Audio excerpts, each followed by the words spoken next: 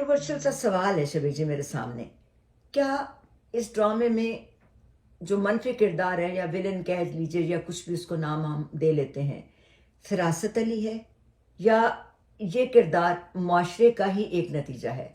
किस तरह से इसको देखेंगे? बेहद बहुत खतरनाक सवाल है जी। और इसका जवाब भी उतना ही खतरनाक है। फरासत अली सिर्फ एक शख्स नहीं, वो एक सिस्टम है और वो जानता है लोग क्या सुनना चाहते हैं, किसको मैनिपुलेट करते हैं, करना चाहते हैं। और सबसे अहम बात ये कि अपनी नेक नामी को इस मकसद के लिए कैसे इस्तेमाल करना है। लेकिन असल मसला ये है कि अगर माशरा अंधा ना हो तो फरासत कभी कामयाब नहीं हो सकता। यानी कि तहकीक किए बगैर, जाने बूझे बगैर, समझे बगैर अगर एकदम फैसला कर लिया जाए और किसी की बातों में आ जाया जाए तो बात दुरुस्त नहीं है।